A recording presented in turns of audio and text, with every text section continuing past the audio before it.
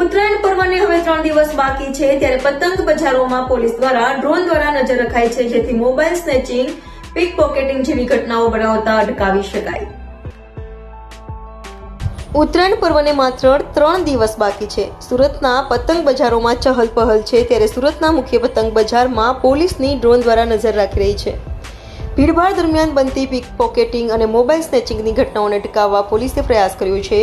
સુરતના ભાગળના પતંગ બજાર અને ડબગરવાડમાં બંને બાજુ પોલીસે બેરિકેડિંગ કર્યું છે। મુખ્ય પતંગ બજારમાં પોલીસ બંદોબસ્ત મુકાયો છે, તો શંકાસ્પદ અને ગુનેગારો પર નજર રાખવા ધાબા પોઈન્ટ કર્યા છે અને ધાબા પોઈન્ટ પરથી પોલીસ જવાનો દ્વારા ભીડભાડ પર ચાંપતી નજર રખાશે।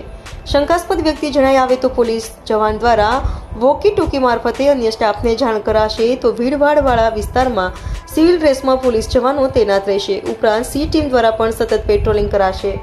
પતંગ બજારમાં ખરીદી માટે આવતા લોકોને કિંમતી સર્વસામાન સાચવવા પોલીસે અપીલ કરી છે, તો ભાગળના મુખ્ય પતંગ બજારમાં પોલીસ દ્વારા ડ્રોન દ્વારા પણ નજર રખાઈ રહી છે।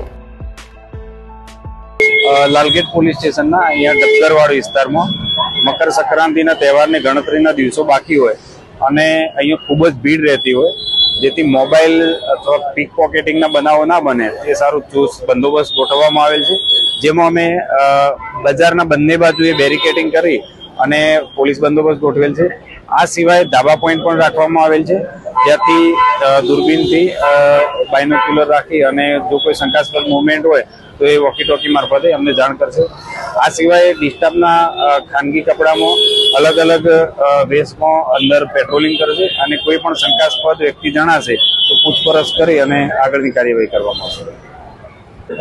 ખાસ કરીને અમારી સી ટીમ છે એ અહીંયા પતંગ બજાર છે એને બંને બાજુ બેરિકેડિંગ રાખેલું છે અને ત્યાં સી ટીમ તૈનાત રહેશે અને જે મહિલાઓ અથવા બાળકો સાથે જે કોઈ પરિવાર અહીંયા ખરીદી કરવા માટે આવતા હશે તો એમને પોતાના પર્સ, કિંમતી ઘરેણા અને કઈ રીતના સાવચેતી રાખવી, કોઈ છેડતીના બનાવ ના બને એ બાબતે સંપૂર્ણ તકેદારીથી સમજાવવામાં આવશે।